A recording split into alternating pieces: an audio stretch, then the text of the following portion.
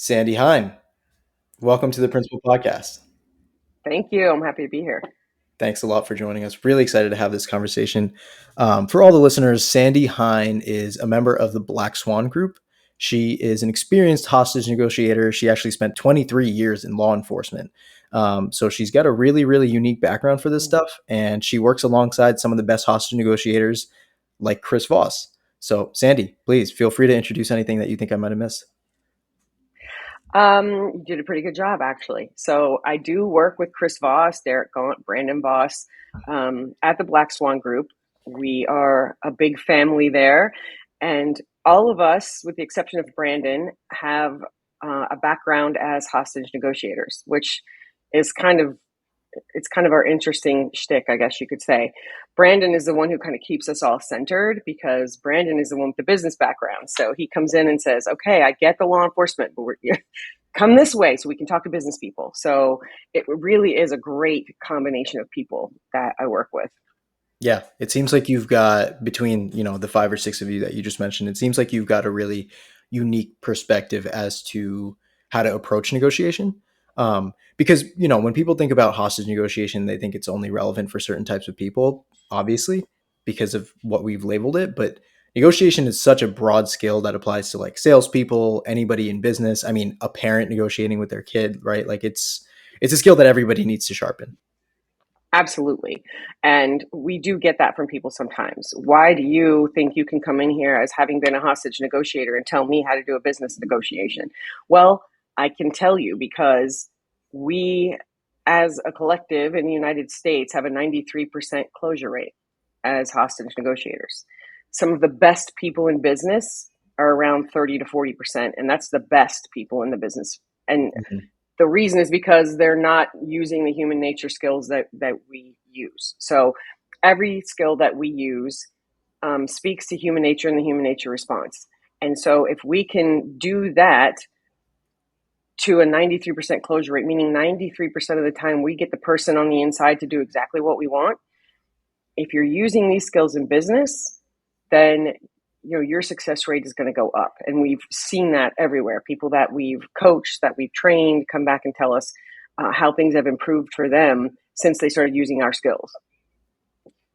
So that's a 50 to 60% discrepancy between the hostage negotiation side and some of the business people who consider themselves to be really, really well-versed negotiators.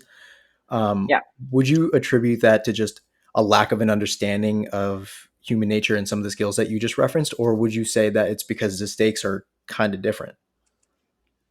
I don't think the stakes are really different. In Hmm. my profession, those were my stakes. In another person's profession, they have their stakes. So it just depends on where you are at any given moment. But I can tell you one thing, it's not because we're smarter. It's because we were given the tools, we practice the tools, and we make them work for us. And Hmm. we understand how the human nature response can really get you what you want. Hmm. Okay. So let's start with unpacking some of these tools. What are some of the most commonly held mistakes that people have as it relates to negotiation? Okay. One of the biggest mistakes that people make is they feel like they have to be in control. And when I say that, when people think they're in control is when they're doing all the talking. When actually you're not in control. If you're the one doing all the talking, you're the one who's giving the most information away. So if you could learn to listen more and talk less, that's when you're actually in control of a negotiation. And a lot of people don't understand that. They feel like, well, for me to win or for me to be in control, I have to be the one that's controlling the conversation, i.e. doing all the talking. And Mhm. that's just not the case. You get more from listening. And that's the one thing that most people underperform at is listening. Yeah. Um, so another thing that people do is they ask too many questions. We don't ask questions at the Black Swan Group. We use labels and mirrors to gather our information. Only time we ask questions is in a very calibrated way. That's why we call them calibrated questions. We ask Mhm. what questions to shape people's thought, to kind of guide them. And we ask how questions to get them to implementation, to get things done. Other than that, we don't ask questions. We use all labels and mirrors because at least 1/3 of the population does not like to be asked direct questions. So you never know if you're hitting that third. So you might as well just not ask any questions. Hmm. It's the better way to be. That's really interesting that you say that because from everything that I've been told, and I think this is just a commonly held belief around negotiation, is that you want to control the narrative, right? It's always, people always think, okay, you need to get in there, you need to set the tone, you need to control the narrative, you need to do the talking, right? But you're effectively saying the opposite, Yep. um, which is really, really interesting. It's more about listening, asking the how questions, asking the what questions, having more of a pointed conversation as opposed to just spilling all the information and insights right away. Yes.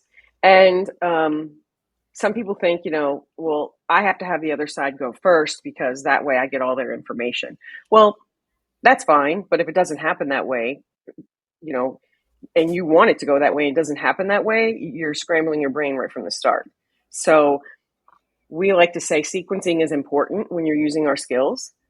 But the thing is, no matter how much you plan for a negotiation, when you start that negotiation, it's going to blow up in your face. It's just what happens. The best laid battle plans never survive first contact with the enemy. So whatever you plan for is never going to go off without a hitch. So what you have to do is get yourself in the right mindset, get yourself practiced in expecting the worst to happen. That way you don't have a reaction to it when you're in there in the middle of your negotiation and things aren't going your way. You have Mm-hmm. to just take a deep breath and stay calm and let it work out. You have more control over the conversation by using a label or using a mirror that actually send the person you're talking to in the direction you want them to go in to give you the information that you want. And by basically giving them the illusion of control because you're allowing them to talk. Hmm. So you almost want them to feel as if they have the upper hand, right? And because they have the control, they're not on the defensive. Exactly. Which means Hmm. you can have a better conversation with them.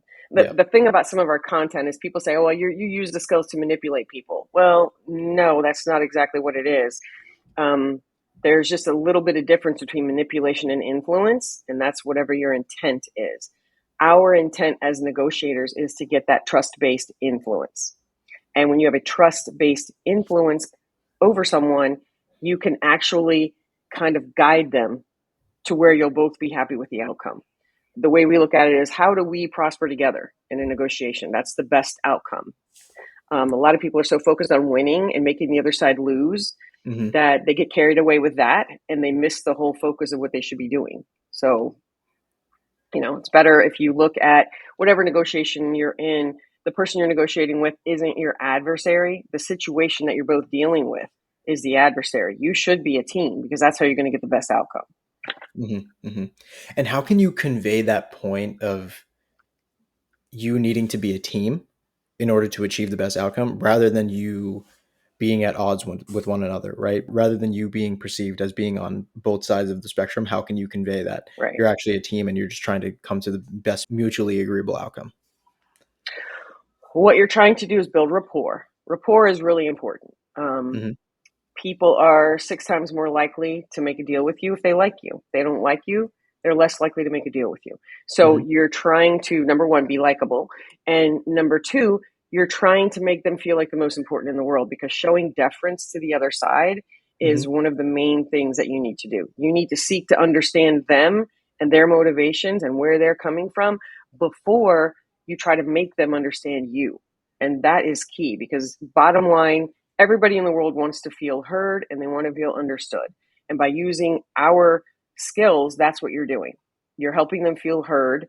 And because of the way you're communicating with them, you're demonstrating an understanding to them, Hmm. that you understand them.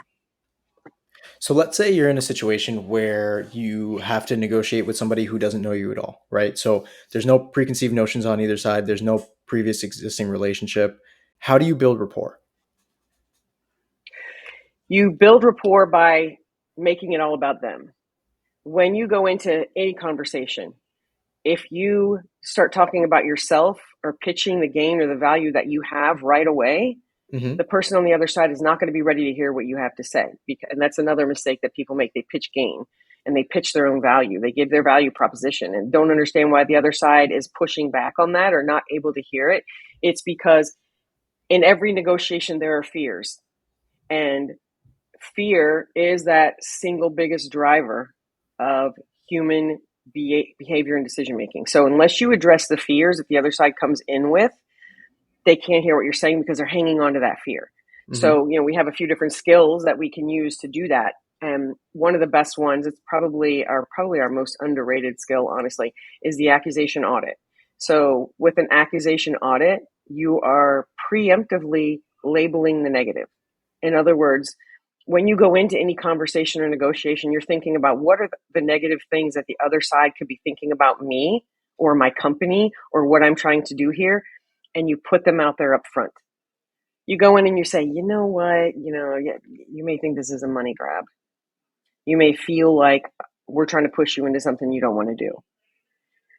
Anything negative they could be thinking about you, you put those things out there first, because then you diffuse that negative.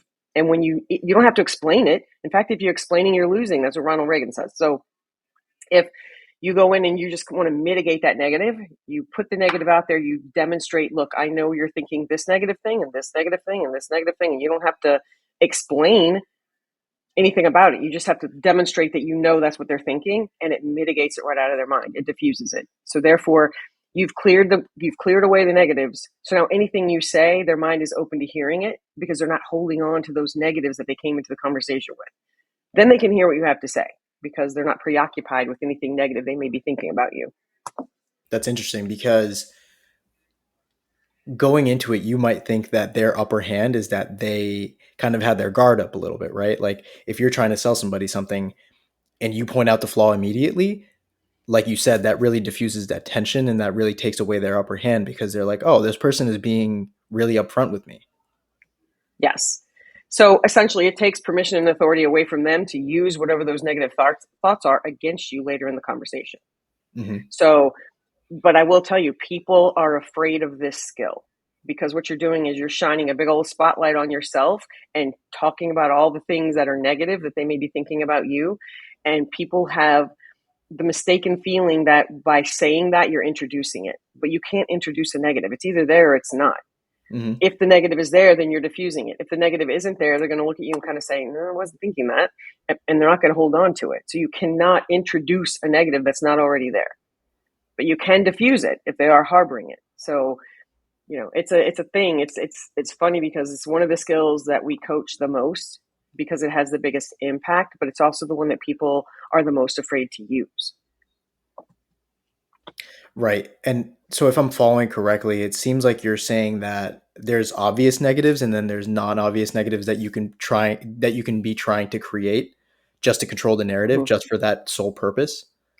And if you point out, sorry, go ahead.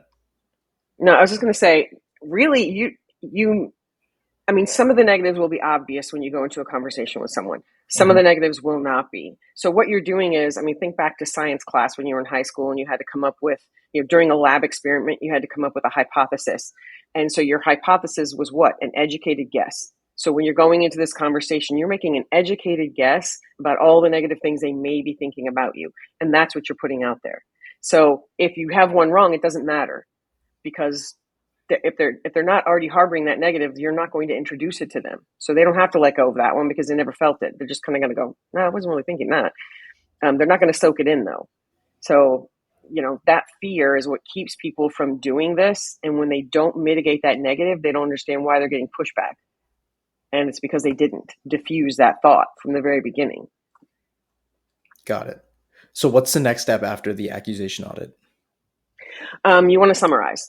You want to summarize what brought you there. And people say, well, how do you summarize at the meeting, at the beginning of a meeting if you've never done anything before? Well, there's a reason you're there. Summarize why you're there. You just, okay, so we set this meeting up so we could do blah, blah, blah. And we were doing this and that and the other, and summarize all the interaction you've had so far, even if it's email or phone call or whatever it's been. And Hmm. then you ask the other side, what did I miss? Because if they're here for a certain reason and you didn't cover that in your summary, they're going to let you know. And then it's just information. It's all about gathering information. So, once you summarize why you're there for the meeting, we tell people sequence it this way. It doesn't always go this way because even though you call the meeting, the other side, if they're one of these people who is insistent upon being in control, right after you finish your audits, they may take control. They may want to do the summary. That's fine. Let them. We'll let them. The more they're talking, the more information you're getting. The thing that people fail to do is when someone is talking and giving you information, you want to label what they're saying or you want to mirror to get more information. Um, Both of those demonstrate that you're listening. A label really does demonstrate that you're understanding, because if you label, and it's gonna sound weird. That was an audit, by the way. That was me auditing the Yeah, that negative for was you. you. That was This you is gonna sound weird. diffusing, Yeah. right? Yep. Yep. So this is gonna sound weird. So I'm prepared Um, for it to sound weird. you're prepared for it to sound weird. When you're using labels and mirrors, well, not mirrors, but when you're using labels, what you're looking to label is what they're not saying. So if you're listening to a conversation that you're having with someone and they're giving you all this information, in the back of your mind, you're thinking, why are they feeling this way? Why are they saying what they're saying? You're staying curious about what their motivation is. And so then you kind of make a guess at a label about where it's coming from. And and actually you used a good label a little bit earlier when, when you're building me up for that last question that you had. But in a label, the structure is it seems like, it sounds like, it looks like, it feels like. Mm. Mm-hmm. Mm-hmm. So then you can say, yeah, well, it seems like you might be hesitant about this, this, and this. Just based on what they're saying and where they're going in the conversation, they're kind of avoiding talking about these things over here. So if you say, well, it seems like you might have a problem with this, this, and this, and then they're going to go and explain to you whether or not they have a problem with it. Even if you label them wrong, it's okay, because we have certain laws of negotiation gravity. And one of them says that the urge to correct is irresistible. So people cannot wait to tell you how wrong you have it. And so that's another thing that gives them the illusion of control, is that they're telling you, no, you don't have it right. This is not how it is. It's like this. Well, that's fine. Correct me all day long, because when you correct me, you're giving me honest information, because people don't correct you with a lie. People correct you with the truth. So you know at that point in time, if you labeled it wrong, the information that they're giving you is the most truthful response you could ever get. And it's very good information. So it's okay to be wrong, is what I'm Mm-hmm. saying. Right, right, because they lay it out there for you, right? So that Yep. even if you have the wrong label, they will give you the right label. That's interesting. Okay, so Yeah. any intuition that you're having of what that label might be, you should just say it after you've diffused the situation and summarized, because that will enable the person to, like you said it really well. People don't correct you with something that's wrong; they correct you with the truth, something like that. You said it better than I did, but you get Yeah. the point. Yeah. I love that you mentioned intuition, because we talk about tactical empathy. That's the basis of everything we do. It's tactical. All these skills are basically getting you to tactical empathy. So tactical empathy, it's the calibrated application of emotional intelligence, is essentially what it is. With tactical empathy, you take your intuition, meaning all those things you're feeling during the conversation, and you vocalize them. The thing with people is they have intuition. They don't know how to listen to it. And they have all these ideas about what's going on the other side, but they don't vocalize them. It's when you vocalize that intuition that you're getting to tactical empathy. So, shortcut way to look at it is that gut feeling that you're having, the little hair raising on the back of your neck, the little voice in the back of your head that people tend not to listen to because they think they're in control up here, but really the back of their mind is where they should be listening. Mm-hmm. If you vocalize that stuff, that's going to reach the other side very quickly. And the reason this is important is because your conscious mind processes 40 bits of information per second. Your unconscious mind, now stand by, this one will blow your mind, processes 20 million bits of information per second. So Jeez. if you can learn how to trust your gut and trust that intuition and not fight it in your own mind and negotiate against yourself as far as using it, you can reach the other side a lot more quickly. But you have to be willing to kind of trust that voice and trust that feeling in your gut, and without fear, put it out there. Right. And that is what labeling is, right? When you have an intuition or an inclination about a certain thing and then you call it Yep. out, you label it. If it's Yep. correct, that is, I guess, labeling. But even if it's not, you'll still get more information to Right. guide your next decision. Well, and that's the thing. People get concerned because they don't want to label negatives. They only want to label positives, which isn't a bad thing, because when you label positives, it actually reinforces them. But when you label negatives, it diffuses them. So Really, you get more bang for your buck when you label a negative than you do labeling a positive, because the positive, when you label that positive, it's going to give somebody that little feeling of, oh yeah, you get me. When you label a negative, they're going to go, oh wow, you got me. You know what I mean? You Hmm. really get me on a deeper level when you point out the negatives. People are afraid to do that. So what they do is they go into a conversation or a negotiation with an elephant in the room that both sides know is there and nobody points it out. So what's happening during that difficult conversation or that negotiation is that big old elephant is trampling all over everything you're trying to do because that negative is just hanging in the room. If you just go ahead and point it out, it mitigates it. So you have to call out the elephant in the room. There should be no elephant in the room. Right. And the thing is, if the elephant is in the room is, say, their negative feelings about something that you're doing, Yep. use a label and say, it seems like something that I'm doing is making you unhappy. You don't have to say, hey, look at that elephant in the room. You just Yeah. it seems like something I'm doing is making you uncomfortable, Mhm. unhappy, whatever that is. That's inviting them to bring out that negative. You're pointing out that you understand that negative is there, and you're giving them permission to talk about it, is what you're doing. Yeah. A lot of people don't want that. Go ahead. Yeah, because a lot of times you might not even know what the elephant really is. You just have a sense that somebody is uncomfortable about this conversation because of X, Y, or Z factor. So if you just call it Mm-hmm. out, they'll share the elephant with you, or hopefully, I mean, that's the intent, right? Is that you hope that they'll share Right. it with you, but you might not necessarily even know what the elephant in the room actually is. Mm-mm. No, but what you do is you watch.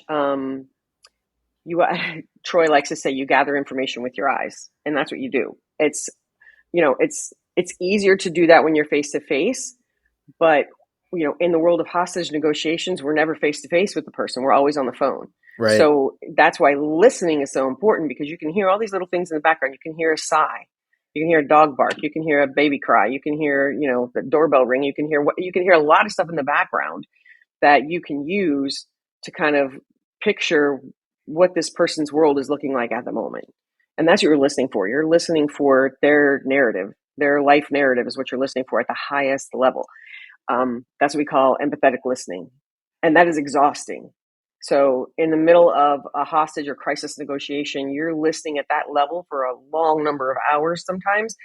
By the time you're finished, you are spent. You are completely exhausted.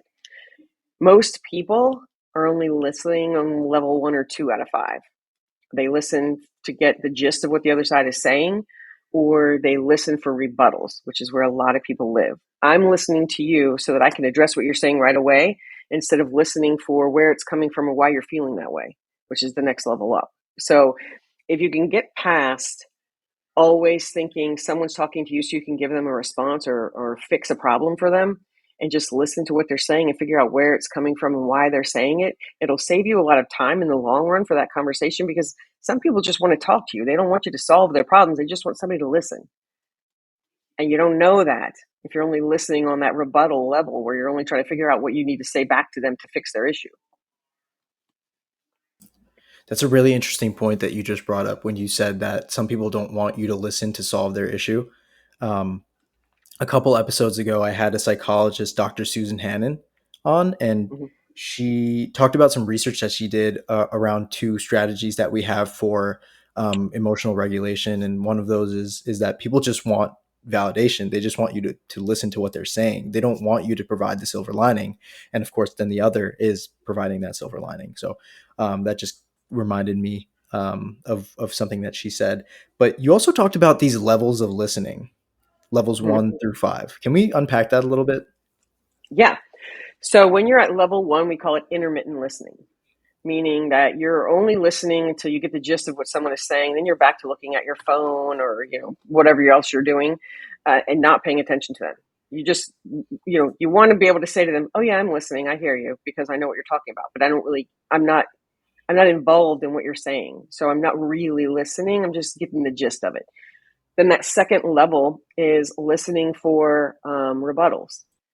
That's where most people live. And if you think about any relationship you've ever had, when your significant other starts talking to you about a problem that they're having, what you want to do is you want to fix it for them. So instead of just listening to what they're saying, maybe they just want to vent. Maybe they've already really figured it out. They're just telling you, wow, this is what happened today. You don't know, because if you're only listening for rebuttals, you're only listening for whatever you can add to that conversation when they finally stop talking. And that is the most problematic communication issue between two people, especially in a relationship, is that they're only listening for rebuttals. So when you get up to that next level of listening, you're listening for why they feel the way they feel. Why? What's happening that's making them feel this way? That's just that next level up. Whereas if you could just get there instead of listening for automatically what you're going to say back to that person, just listening for why are they telling you this in the first place? Because they may just be telling you this because they need to vent to somebody. And you don't really have to respond. You just have to say, wow, seems like you had a really tough day. That's all they need to hear, that you understand. You heard what they said and you understood that it really made their day lousy. That's all they want to know. That's all they want to hear. But if you're not going above that rebuttal, you don't get there. That fourth level of listening is just a little bit deeper. Essentially, you're not only just listening for why they're feeling the way they're feeling, you're listening for what is motivating that. What is motivating them for the whole fact they actually even brought up this conversation. What they're talking to you about here, in depth, how they feel about what they're saying, not just why they're saying it, how they feel about it. Then you're up on the total highest level empathetic listening. You're listening for their whole, what we call life narrative. You're listening for, how is this happening with them and why is this happening with them? And really, when you're at that level of listening, that's where you have to be in a hostage negotiation, because when you're listening to the person on the inside, in order to let them know you understand them, you have to understand their life narrative. And the only way you get that is by listening. Most people don't have to listen at that level.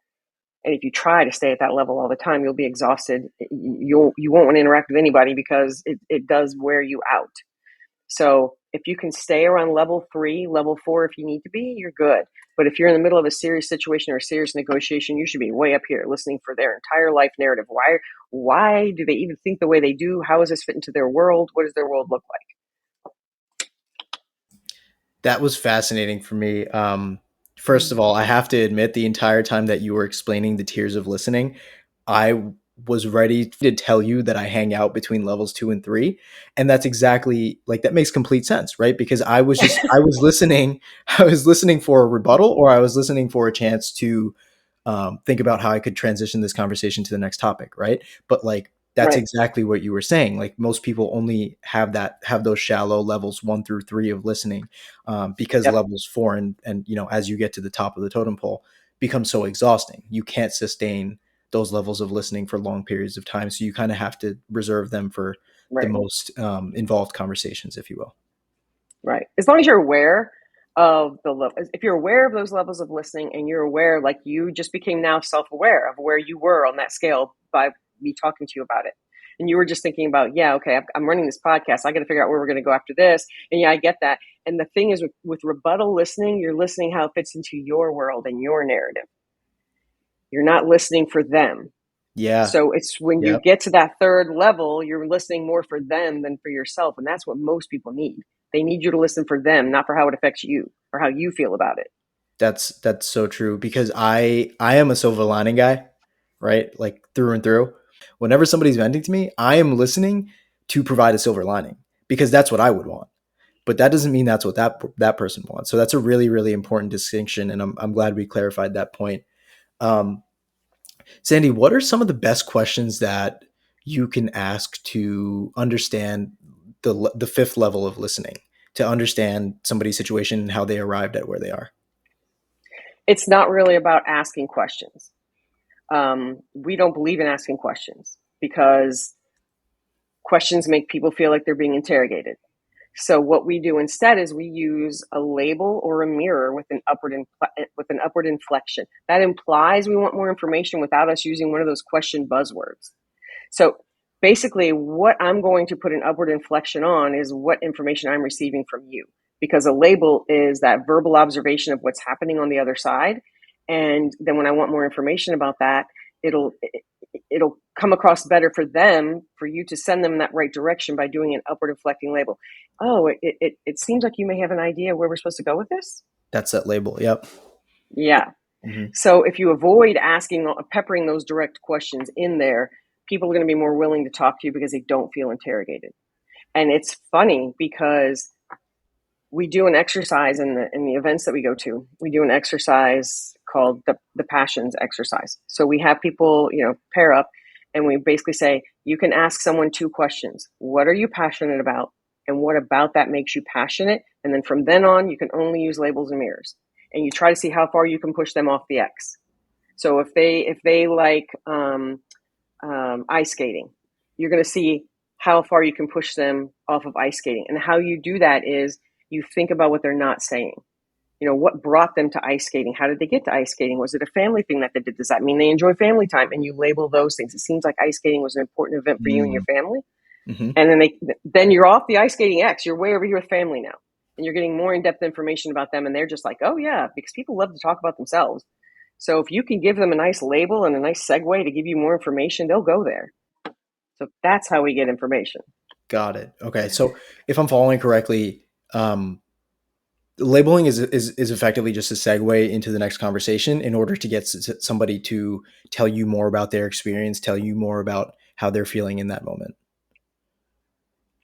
That's one of the things. That's one of the ways we do that. Another thing about labeling that's really important is it helps people feel understood. Because especially, there's different things you can label. You can label an emotion, which is where most people start because it's the easiest thing for us to pick up on as far as human nature goes. Because if I give you a look like this, what is that? How would you label that? You look confused. Yeah.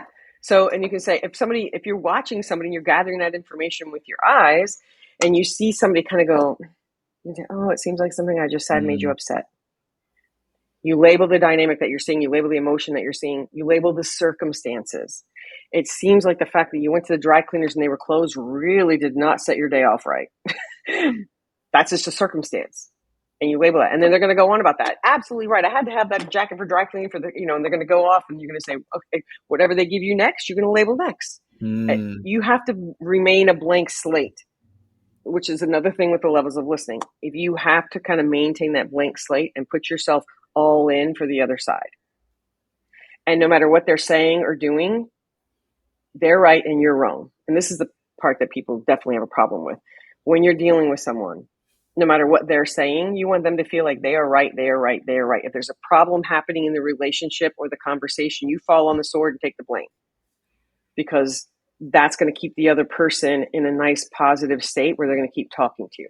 But if you start saying, well, it's your fault because you did this, then you're attacking them. And when you're both attacking, Chernobyl. I mean, you're not going to have a good conversation because when you attack somebody, they go on the defensive, their amygdala gets activated. And when the amygdala gets activated, you go into, fight or flight or freeze, but mostly fight or flight. So the conversation stops there. And if you got both people in that situation, the conversation can go nowhere at that point because you both have scrambled eggs in your brain because you're on the attack and no conversation is happening there. So when you get attacked, you kind of just have to take a deep breath and label what's happening. It seems like something I just said has made you upset. Seems like I'm failing to understand something that's important to you, and let them fill it in. In other words, fall on the sword. It's not about you. It's about them. Yep. That's diffusing the situation right there. Yes, yep. Absolutely. So it seems like you, in order to be an effective communicator, an effective negotiator, and probably most importantly, an effective listener, you really need to leave your ego aside. Oh, absolutely. Absolutely. You just have to remember that whatever is happening, no matter what the situation is, it's not about you. If you concentrate all your efforts on the other person and make them the center of your universe at that moment, you're going to have the best conversation of your life because they're going to be very open to giving you whatever information that you want. It's going to make them feel good. It's going to make them feel understood. And then the best thing about that is once you've gotten the rapport built with tactical empathy and you have that trust-based influence with tactical empathy, then you get to reciprocity because you can't expect to receive empathy from anyone else until you've given it first. But then if they've felt understood and listened to, 99.9% of the time, they're going to reciprocate and do the same for you. But you just have to be patient and make them feel good first. And then they'll turn around and try to do the same for you. Is that what mirroring is? Just reciprocity? No, reciprocity is what you hope for. You don't always get it because it depends on the other side. Yeah. But you have to go with the mindset of if you don't get it, it's okay. It's what you would like, especially if you're trying to do a negotiation, because you want both sides to have a good outcome. So you hope that that reciprocity is there. And usually when you put enough empathy into it, it does come there. Mirroring is actually, it's a lot simpler than it sounds. But with mirroring, you're actually saying back to the person the last 1 to 3 words that they said to you, or something in the conversation. If we have 3 sentences worth of information that we've exchanged between us, and something that I want to hear more about was in the middle sentence that you said, as soon as you stop talking, I'm going to mirror something from that sentence. And it's 1 to 3 words. The problem with mirroring is some people are really, really good at it. And some people are really, really bad at it. And the reason they're bad at it is because they use a whole paraphrase. They repeat back a whole sentence that someone says to mirror. And that's not what you do. You pick a few key words and that's it. And you upward inflect them if you want more information. You downward inflect to demonstrate understanding. So if you're going for the last 1 to 3 words, you can say 1 to 3 words, like, give me more information about that. Or you can say 1 to 3 words, like, I get what you're saying. I understand. Mm-hmm. And it's great for rapport building, and it definitely lets people know you're listening because you're using their words. So they know that they're being heard. Right. And so it's almost another way of like bringing back an important part of the discussion or negotiation that you want to harp on Yep. while not seeming like you're trying to control the conversation. Because if you're just bringing back something that somebody said previously, maybe 2 or 3 minutes ago, to them, it's just going to seem like, oh, they're actually understanding me. And this is something that I just brought up. So let's go Mm-hmm. back and revisit that. Exactly. And some people are saying, well, if I mirror something from, 5 sentences ago, isn't that going to be like a thought pattern interrupt for the other side? No, it's not, because it's what they said.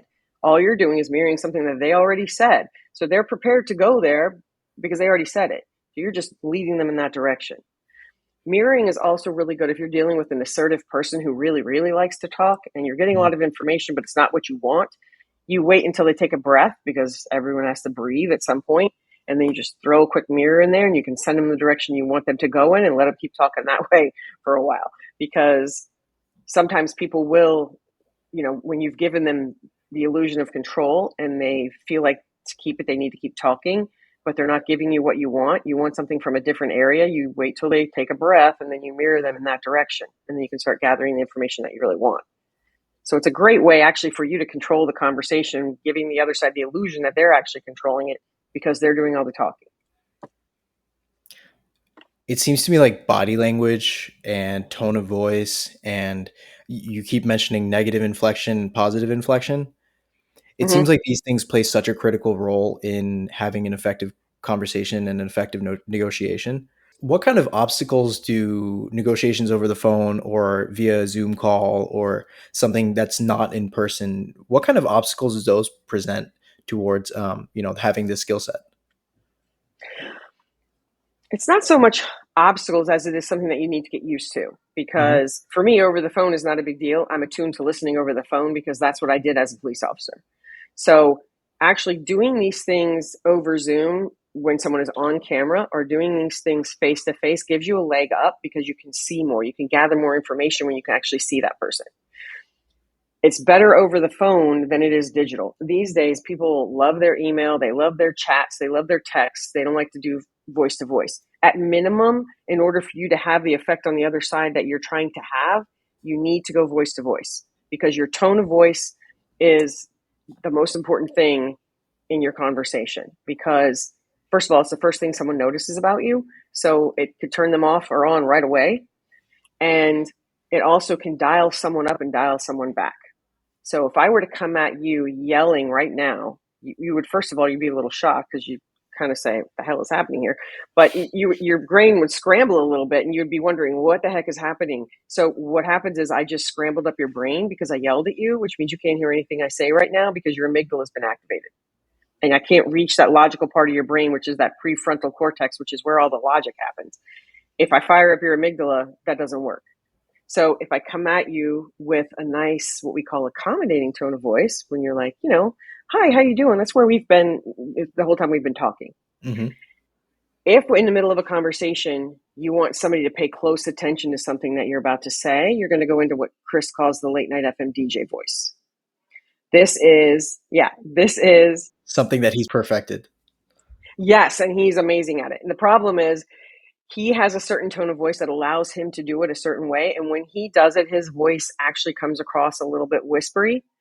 So when people try to emulate that, sometimes they go into a tone of voice, especially if you're a woman, that's not the best place to be in an analyst voice. If you get too whispery, it comes across as a voice that women don't want to really put out there, especially in a business context. So it's something that you really need to practice, because to do an analyst voice, all you're doing is you're lowering your voice down an octave, slowing your rate of speech, enunciating every word perfectly clearly, and that will have someone's attention focus right in on you because your brain picks that up. Your brain says, wait a minute, something just changed. This must be important. And they'll focus in on you. So in the middle of a negotiation, if you're in a business negotiation, you're going to be 80% of the conversation is going to be in what we call the accommodating voice, the nice, friendly voice.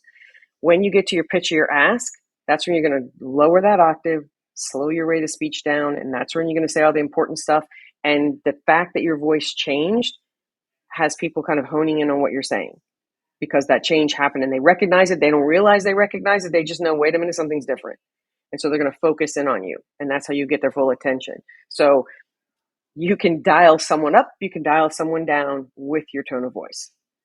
And people don't understand that. It's the number one tool in your toolbox, honestly, because people don't really care what you're saying. They care how you're saying it. And I've seen some people on the team say things to people that weren't things they wanted to hear, but because they used a really good tone of voice, the person was okay hearing it. So it doesn't matter what you say if you say it in the right tone of voice. The parallel that I'm drawing is that it's almost like when an author highlights or italicizes or bolds a certain section of a paragraph for you to pay particular attention to that. That has the same effect as you slowing down your words, enunciating every single letter. It draws attention when they do that. We have debates with people about this all the time, because people say, well, I can send an email and say the same thing in an email that I can voice to voice. Yep. Well, do black letters on a white background actually have a tone? No. You can give them a tone by italicizing. You can give them a tone by putting in all caps, because people understand what that means. But essentially, it's not the same as your actual tone of voice. Because when you send someone an email, when you write a book, even if you put those things in the book, the tone is actually given by the reader.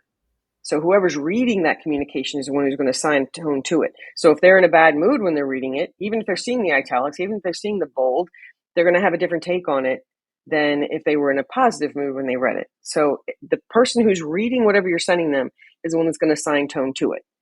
You don't have control over it at that point.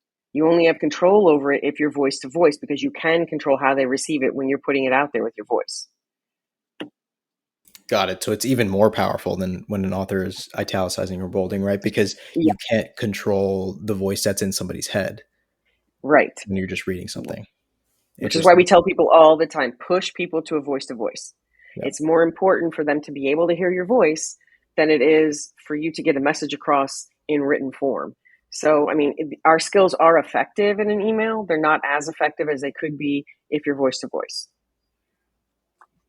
That's why I really like the term tactical empathy, right? Because it actually makes complete sense once you start to have a handle on some of these concepts and skills that you guys are really pushing out there, right? Because Mm-hmm. at first that was one of my big questions for you. Like, what is tactical empathy? I guess it's strategic kind of empathizing with the other side, but it makes complete sense when you're talking about labeling, mirroring, your inflection, body language, all these things, right? Exactly. It's calibrated. That's what people don't understand. And Mhm. also, people take it negative because they see the word tactical. And so when you hear the word tactical, you think long guns and ninja suits, which makes people uncomfortable. So, you really kind of have to get them past that, because tactical just basically means that it's done on purpose. It's calibrated. You're doing it on purpose to get a response. So, and you can control that, which, you can't control a lot of things in life, but you can control how you respond or react to another person. And, tactical empathy kind of guides you towards that. Mhm. And just to go back to something that you said earlier, you said interrupting a thought pattern. What is that? A thought pattern interrupt. That's what people, I mean, that's when you totally take somebody out of the range that they're in and you take them in a completely opposite direction that they're unprepared for. And people always feel like our skills do that, but our skills don't do that because the skills that we use are predicated on the information that we get from you, meaning we're not going to go someplace that you're not already taking us. Now, if there's a certain direction we want you to go in, we'll use what we call calibrated questions. And that's kind of, I forget, one of the questions you asked me, oh, how do you tell someone that they're wrong? You don't, for one thing. You don't come out and say you're wrong. What Mm. you do is you start asking them calibrated questions that lead them to where you are so that they can see what the answer should be without you telling them that they're wrong. The great thing about that is because you didn't give them any information, all you did was ask them questions to lead them to shape their thoughts. They feel like they got it by themselves. They feel like they came to it on their own because you didn't actually give them information. You led them with calibrated questions and Mm. shaped their thought. So instead of telling someone that they're wrong, ask them calibrated questions that get them to the conclusion you want to draw them to through their own brain power, which can be challenging. Calibrated questions can be challenging for some people. For sure. Yeah, Yeah. it's definitely a skill that needs to be refined over time. And Oh, um, yeah. yeah, I'm actually really glad that you brought that point up because it was something that I wanted to ask you because I feel like the conversation was heading that way anyway. But Mm-hmm. that question of the right way to tell somebody that they're wrong was inspired by Dale Carnegie's book, How to Win Friends and Influence People. Mm-hmm. And there was an interesting portion in that book where I can't remember the exact phrasing of the quote, but it was basically saying exactly what you just said, right? Like you don't blatantly tell somebody that they're wrong and then go in to correct them because while that might be great for your ego and your own self-esteem, that's not great for the conversation. That's not great for any negotiation because it's going to Right. make somebody be on the defensive. Instead, like you said, you want to ask these questions that kind of probe them and make them believe that they came to this conclusion themselves. Exactly. Right, which is a skill to have, right? Because your natural inclination as like a human being is when you're more knowledgeable about something than somebody else might be, share that knowledge with somebody else and just correct them when they're wrong, right? Like Right. we all just do that because of who we are. But this is Mm-hmm. something that you need to work on if your main goal is to just be a better communicator, a better negotiator. Right. And these things do take, all of our skills take time. They're first of all, they're awkward when you haven't been using them. They feel completely counterintuitive because your brain doesn't have a map to use these skills. It's going, what are you doing? This is crazy. I don't understand. So um, with our skills, in order for you to even get started with some kind of a habit, you need to do 64 to 67 repetitions of whatever Mm. skill you're trying to get better. That's just going to start to pave that neural pathway. That doesn't mean you're really good at it. That doesn't mean you know what you're doing. It means that your brain is starting to understand what you're trying to do. So we always tell people, you're going to feel awkward, but it's okay because when you feel awkward, you actually go into a state of accelerated learning because your brain wants to make you comfortable as soon as possible. In order to do that, it works overtime to pave that pathway for you if you're practicing like you should be. And that makes a lot of sense intuitively too, because if you're in an awkward, uncomfortable situation, you're going to try to course correct as quickly as possible. And so if you ever make that same mistake again, it's just going to click in your mind and you'll think to yourself, "Oh, that's not what I'm supposed to be doing. I need to do this instead." Exactly. And also, Yeah. we encourage you to make mistakes because that's how you learn. If you're doing everything perfectly all the time, the first time you make a mistake, it's going to overwhelm you. If you just throw it out there, throw caution to the wind and start using these skills and don't worry about the mistakes that you're making, you'll actually learn faster. Not to mention, these skills are all very forgiving and it's very easy to back off of. If I said, you know what, it seems like you're angry, and you go, I'm not angry, then I'll say, okay, I didn't say you were angry. I just said it seems like you're angry. It's very easy for you to kind of back off of if Hmm. you've got a good tone of voice. It's all predicated on having the proper tone of voice. If you cannot have control over your own voice, then that's when you may have a problem because that tone is very important. You know, how you say something is 5 times more important than what you're actually saying. There's a quote that reads, "Negotiations are won by whoever cares less." Can you share your perspective on this? um, I believe that negotiations are actually won by whoever demonstrates that they care more. Hmm. Because when you think about tactical empathy, which is what we're based on, empathy doesn't mean you like someone, doesn't mean you agree with them, it doesn't mean you even have to be nice to them. It just means you have to demonstrate an understanding of their worldview. So it's not you don't win because you don't care. And I understand the premise behind that. It's like if you go in not caring, you can't be disappointed, which means you don't feel like you lost, Hmm. but that doesn't really get you anywhere. But if you go in and you demonstrate how much you care for the other side, that's going to get you further. So it doesn't, no, I mean, and this is the part that people say sounds bad with the Black Swan Group. They say, well, that's manipulative. If you don't really care, then, it's manipulative. Well, you're not going to genuinely care about every person you meet. You might care about the interaction that you're having, and you might on some level care about them. But with empathy, you can demonstrate a level of awareness and a level of understanding and a level of care that will make them feel good. And that's kind of the basis of communication, right? People want to feel good when they talk to you. If they don't feel good when they talk to you, they're not going to want to talk to you. People want to feel good when they talk to you. Mm-hmm. I would argue that's a huge part of being likable. Yes, What are absolutely. what are some of the techniques and practices that people can implement in their own lives in order to come off as more likable and therefore have more people inclined to have conversations with them and listen to what they're saying? Well, tone of voice is key. Um, some people have a cranky tone of voice. And if you think for a second, you're going to think of one person in your life, you're like, oh, yeah, that person had a cranky tone of voice. And it turned you off immediately. So, you want to be able to speak to people in the right tone. You want to demonstrate that understanding for people, that you want to sit there and listen to them, that you're in it with them. You want to focus all your energy on them. And one thing we like to say is the most interesting person in the room is the person who's more interested about everybody else. And you become the most interesting person in the room because nobody knows anything about you, because you've literally gone around the room letting everyone else talk about themselves, which makes people feel good. If you try to insert yourself into everything, if you use the word I too much, you're making it about yourself. And when you make it about yourself, it sends the wrong message. It's like you don't care about them because you're making it all about yourself. Yeah, and I think the biggest, not to use the word I, but the biggest takeaway from this conversation has been that my entire understanding of likability, right, and I think this is common for a lot of people, is that it comes down to being inquisitive, right, which is on the right track, but not necessarily, right, because what you're saying is, if I'm following correctly, you want to make the conversation about the other person, you want to get them talking about their experiences, their feelings, etc., but you don't want to only be asking questions to get there, right? Right. You don't like In fact, you want to avoid that.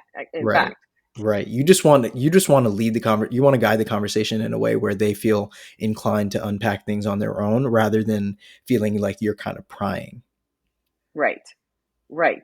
Mhm. Um, yeah, people don't like to feel interrogated. So if you avoid questions, you can still get information by using labels and mirrors, and you come across more likable in that sense because they don't feel like they're being pumped by you for stuff they may not want to tell you, if that makes sense. Yeah, yeah, because they don't feel like you're intruding, Right, right? That does make a lot right. of sense. Yeah, and people get a little bit confused because they feel like we're tricking people, but we're really not. There's sometimes in your life you have to show empathy to somebody who you really feel nothing positive toward. Um, and what comes to mind for me is I was a sex crimes detective, so Hmm. I had to interview suspects, and they're not going to talk to me if I'm not likable, right? So I have to show empathy toward them, which was very difficult because let's face it, they're not the best people. And so when you're trying to interview someone and you're trying to, get that trust-based influence and build that rapport, it's hard to do. It's hard to actually be likable to someone who you really don't care two bits about because they're a horrible criminal. But if you want to make it work, that's what you have to do. So if I can do it with rape suspects, then you can do it with everyday Joe that you run across on the street. You don't have to like them. You can be nice to them. Hmm. Okay. The biggest thing is about being nice. Yep. And that's not really fake. It's a concession that you're making. Derek likes to say, listening is the cheapest concession you can make to another person. It doesn't cost you anything to listen. And it's very simple to listen. And you're getting information when you listen. And you're actually more in control of a conversation when you're listening. So it's not really about, manipulation in that sense. We're going for influence, and we're going for a trust-based influence. You cannot get a trust-based influence if you're manipulating someone, because people know when they're being manipulated, they can feel it. So in order to get that trust-based influence, you demonstrate understanding, and you let them feel like you're caring for them, and like Hmm. their opinion is the only one that matters in the world. It may not be, but for the moment that you're talking to them, it is. Yeah, and you certainly have to make them feel like that's what you believe. Yes, Yeah, exactly. yeah, yeah. You don't have to like somebody in order to be a good listener. You don't have to Right. like what they're saying. Mm-mm. And to use that empathy. You don't have to like them. You don't have to agree with them. This is this is probably a bad direction to go. But when you're talking about politics with another person, Hmm. most people want to go in and argue their point. They want the other side to listen. They don't care what the other side has to say. They don't care what they think. A better way for people to argue politics is to be on the listening end. Um, I don't always agree with everyone, but everyone has the right to have their say. And so if we could get people that are divided in this country to kind of care more about what's happening on the other side and where they're coming from and what their motivation is and why this is so important to them, it's going to go a lot deeper than if we just argue back and forth about, I'm right, you're wrong, I'm right, you're wrong. If that's all you're saying and you can't hear the other side, there will never be a middle ground. And that's what people don't understand. I don't have to like someone whose opinions are different than mine. I just have to listen to them Hmm. and care about what they're saying, and then figure out through my deep levels of listening what their life narrative is and why that makes sense to them. Because they might have a very good reason for why it makes sense to them and why their vision is different than mine. But I don't understand it if all I do is preach and scream and holler and pitch my gain and my purpose and my Hmm. beliefs. So there's a big lesson people could learn from it, I guess, just employing a little empathy. Yeah, I think that was actually a great example. And for the record, there are no bad directions on this podcast. So please. No, and the thing is, that's the thing. When I was a teacher, Hmm. teachers are not supposed to let their students know Right. what side they're on. They're Yep. supposed to open up their minds to hear everything and make their own opinions. And so the students in my class very rarely knew where I stood on different issues because I didn't make that plain. I basically used calibrated questions to get them to think about where they were and how they felt about it. And if everyone would kind of take that tact instead of trying to push your agenda down someone else's throat, find out why their agenda is different than yours. What makes them tick? What makes them think that way? What's their motivation? That's actually more important. Where their opinion is coming from is more important actually than what their opinion is. Yeah, such a critical component of being an effective negotiator and really just being a better listener that everybody can take away is just like I'm getting the sense that it has so much to do with separating your need to share your identity and your ego and push that down other people's throats, right? And I think that's where like Exactly. politics is actually a fantastic example for this, right? Because it becomes so hard when people are frustrated and angered by certain issues for them not to project their thoughts on somebody else when that other person is just answering a question or just sharing what they believe to be true, Right. right? And tolerance is key. Um, you can't have a trust-based influence over someone whose opinions you can't even tolerate. Mhm. And the key to having a trust-based influence is not to change the other person's opinion to match yours, is to understand what their opinion is and where it's coming from. That's all you need to do. You don't have to change them to believe what you believe. You just have to understand where their belief is coming from. Is it fair to say that the best negotiators have thick skin? Oh, absolutely. Because, well, for two reasons. One, because you're going to get attacked. Whenever you're in a difficult conversation or a negotiation, your chances of getting attacked are pretty high. So you have to be able to deal with that attack. And if you're somebody who has very thin skin, who can't tolerate the least little bit of negative stuff being said to you, it's going to be hard for you to come out okay in a negotiation or a difficult conversation. You have to be able to get past how you feel about what someone says to you and concentrate more on where that feeling is coming from. Hmm. Hmm. It can't feel like a personal attack. It has to just be, you have to just take it at face value. Yeah. And you have to Yeah. figure out what the motivation is. Okay, what am I saying or doing that is causing that attack? Because it's coming from somewhere. They have a motivation for it. There's a why behind that attack. You just have to figure out what it is. Hmm. And staying curious is the only way you can do that. And arguing your point is not going to help.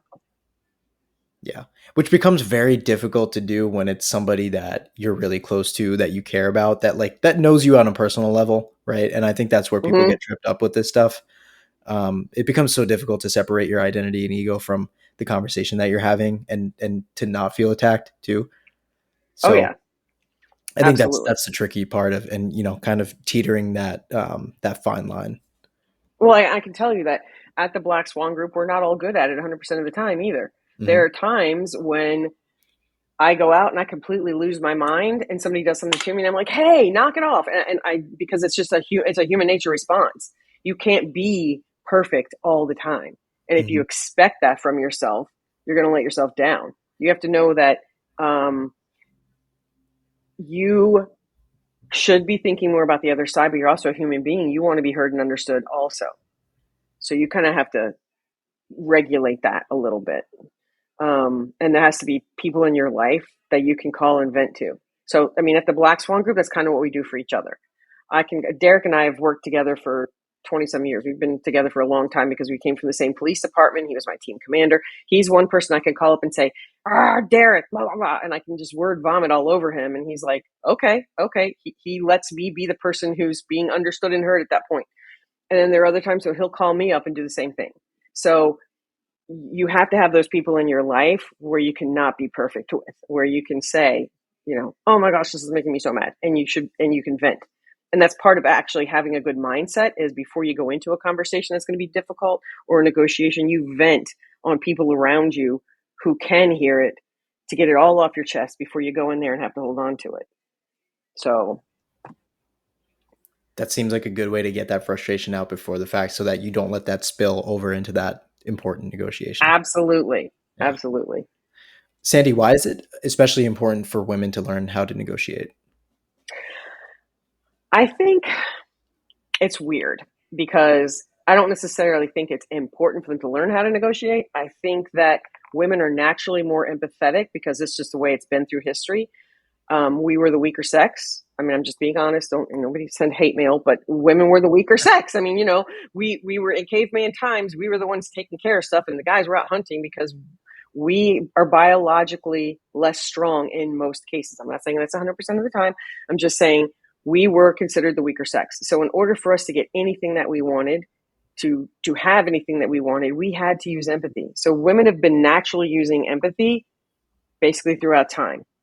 And so now it's been a slow roll, but we're up in positions of power now. So the problem with that is a lot of women feel like they need to act like the men and be aggressive and be assertive, and that's how they're going to make it in the world. And that's not the truth. If you stick with your natural instincts to nurture and be empathetic, you're going to go a lot further. So using the skills that the Black Swan Group espouses will actually give you better results and better outcomes when you're in a negotiation. Now, having said that, there are times when a woman is in the room with a group of all men and she doesn't feel like she's being heard. So at that point in time, if you're one of these women who's, you're in a big corporation and you've come up in the world and you're doing really well and you're one of the higher people in the company, but when you go to the negotiation table or the conference table, there's you with 5 men around and that's it. If you have a problem feeling like you're being heard, which is a problem for people because everyone wants to be heard and understood, you need to get one of those people to be your advocate. You need to get one of those people to kind of be on your side and throw it to you in the room. Oh, it seems like Sandy might have something to say, to open that door for you. And that sucks. And should you have to do that? No, but it is what it is.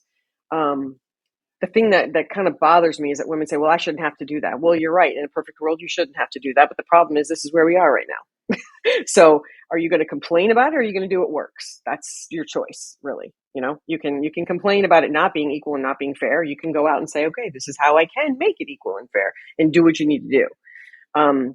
It's kind of like, if you demand all that attention and you demand this and you demand that, you're coming across as assertive and you get the bitch label. And that's horrible, but that's what happens. So remember, likability is key. You want to be likable. But at the same time, you have to show some strength as a woman. And there's a fine line that you have to walk there. And the best way to do it is to get one of those other 5 people to see you as a human being and to segue for you, to kind of get you in and to get you able to speak.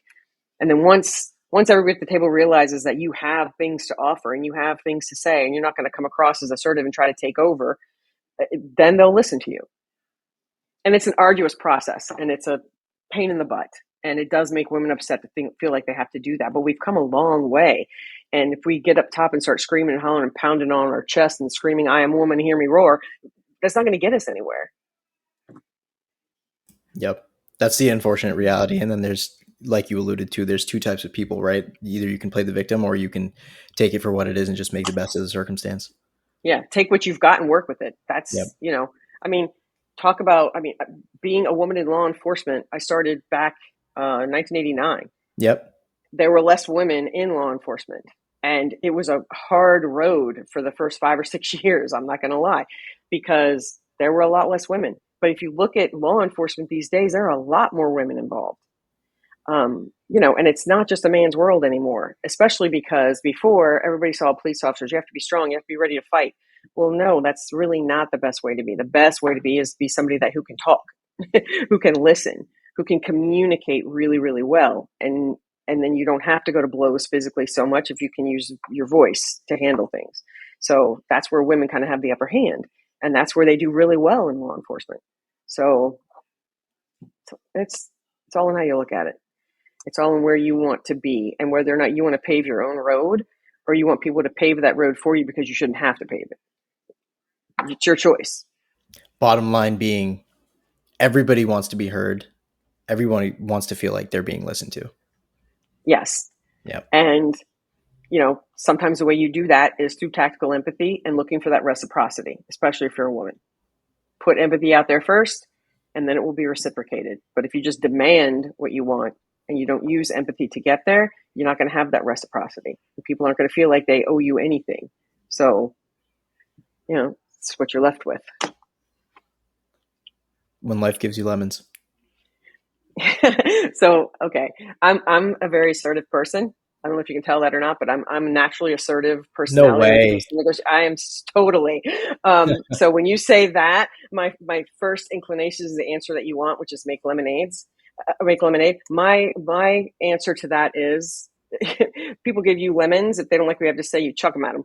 So it's like, it's just the way you look at it and in your mood at the time. But I am naturally assertive, which is something that's really difficult, especially as a woman, because people don't take to assertion well.